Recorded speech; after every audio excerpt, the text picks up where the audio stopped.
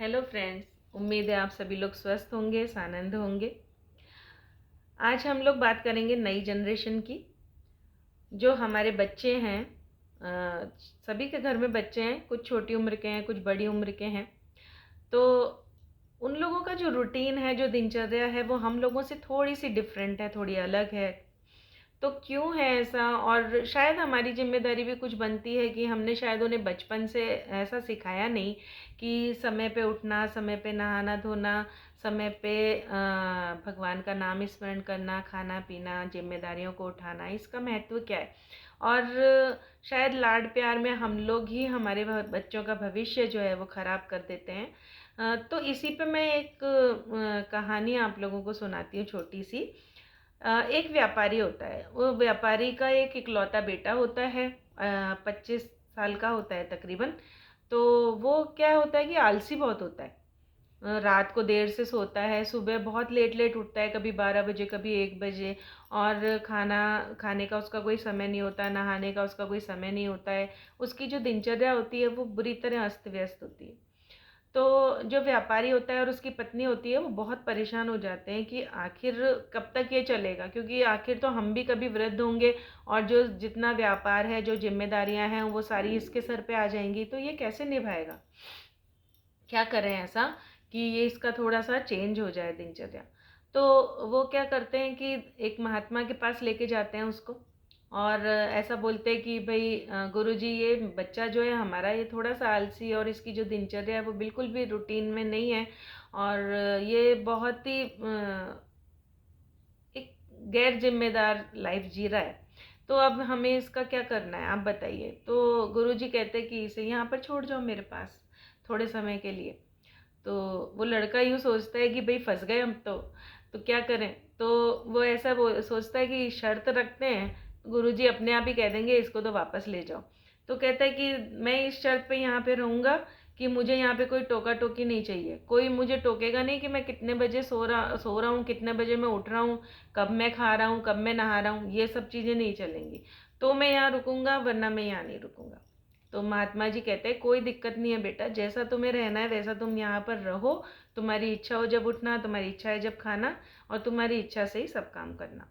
तो फिर रह जाता है, रहना पड़ता है, उसे क्या करे।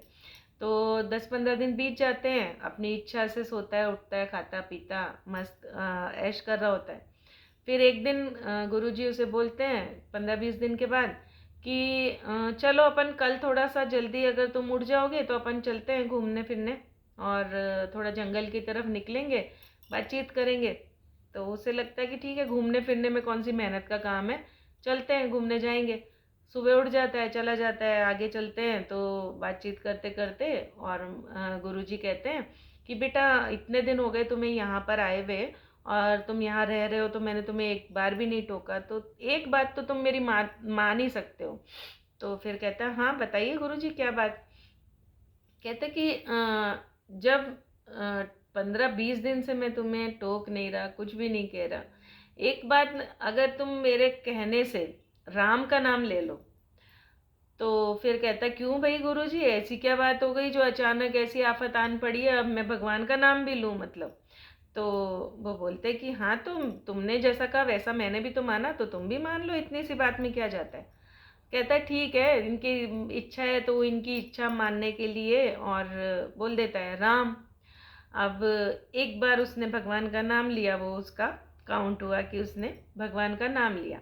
अब थोड़े दिन बीत जाते हैं, धीरे धीरे गुरुजी अपने प्रयास से थोड़ा बहुत उसे चेंज करने की कोशिश करते हैं, और फिर अंत अपने घर चला जाता है। घर जाने के बाद काफ़ी वर्ष बीत जाते हैं, तो उसकी मृत्यु हो जाती है। और मृत्यु हो जाती है, लेकिन तब तक भी वो कभी भगवान को याद नहीं करता है, अपने और काम करना चालू करता है रूटीन के, लेकिन भगवान का नाम लेने में उसे बड़ी परेशानी होती। तो जब मृत्यु हो जाती है, ऊपर पहुंचता है तो देवदूत मिलते हैं। अब वो ये बोलते हैं कि भाई क्या करें, अब इसे कहाँ रखना है, स्वर्ग या नरक में, कोई जगह ही नहीं पता, क्योंकि ऐसा भी नहीं कि इसने कभी भगवान का नाम नहीं लिया, तो इसे नरक में नहीं भेज सकते अचानक से ऐसे। और ऐसा भी नहीं कि इसने बहुत ही अच्छे काम करे हैं अपने जीवन में, तो इसको स्वर्ग में रख लें, करें क्या। तो सोचते हैं कि अच्छा ठीक है, ब्रह्मा जी के पास चलते हैं, उनसे ही पूछेंगे क्या करना है। ब्रह्मा जी के पास जाते हैं तो उनको बोलते हैं भाई अब क्या करें इसका, इसने जीवन में ऐसे तो कुछ उल्लेखनीय किया नहीं है, लेकिन इसने भगवान का नाम लिया है एक बार जीवन में। तो ब्रह्मा जी को भी हंसी आती है कि जीवन में एक बार इसने सिर्फ भगवान का नाम लिया। तो बोले हाँ। तो बोले भाई मुझे तो पता नहीं है ऐसा कि क्या करना चाहिए। अब तो कहते चलो महादेव के पास चलते हैं, शायद उन्हें पता होगा। महादेव के पास जाते हैं तो महादेव कहते भाई ये तो केस नया ही है कि एक ही बार जीवन में इसने भगवान का नाम लिया और कभी इसने भगवान को याद ही नहीं किया, तो अब इसका क्या करना है, मुझे तो खुद भी कुछ समझ में नहीं आ रहा। तो फिर कहते कि अच्छा चलो मिलके विष्णु जी के पास चलते हैं। विष्णु जी के पास जाते हैं, वो भी आश्चर्यचकित हो जाते हैं और कुछ कश्मकश में रहते हैं क्या करें क्या नहीं करें। तो फिर ना वो यूँ बोलते हैं कि अच्छा ऐसा करते हैं कि इसने राम के स्वरूप का नाम लिया, तो राम के पास ही चलते हैं कि क्या करना है, उन्हें शायद मालूम हो। तो राम के पास ले जाते हैं उसे।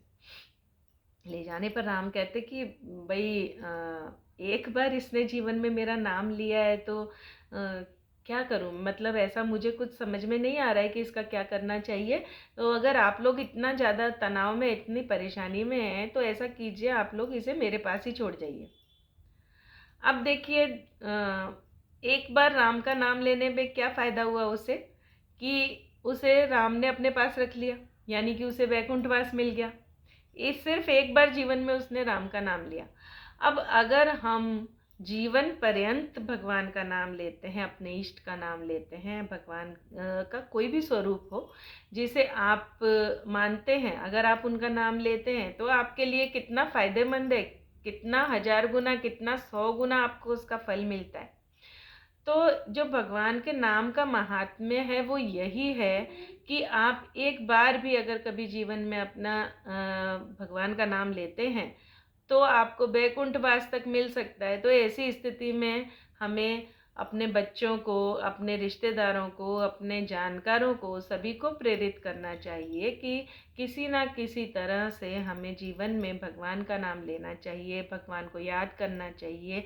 चाहे वो पूजा पाठ के जरिए हो, चाहे कि माला जाप के जरिए हो, चाहे मंदिर जाने के ज़रिए हो, किसी भी तरह से हमें रूटीन में अपने ये चीज़ ले आनी चाहिए और अपने बच्चों को भी समझाना चाहिए कि जीवन में हमेशा, क्योंकि जब तक हम लोग इस जीवन में रहते हैं, मनुष्य जीवन में रहते हैं, हम कदम कदम पर ये सोचते हैं कि ये जो जीवन है बड़ा दुख वाला है, बहुत ही हमें इसमें दुख मिल रहा है। तो क्यों ना कुछ ऐसा हो कि इस जन्म और मृत्यु के चक्कर से हमें मुक्ति मिल जाए। तो उस मुक्ति का एक ही जो उपाय है वो है कि भगवान का नाम स्मरण कीजिए। बस आज के लिए यही छोटी सी कथा और इसका एक ये छोटा सा मॉरल, छोटा सा तो नहीं लेकिन काफ़ी बड़ा मॉरल है, और आपको इस चीज़ को अमल करना चाहिए, अपने जीवन में अपनाना चाहिए। नमस्कार।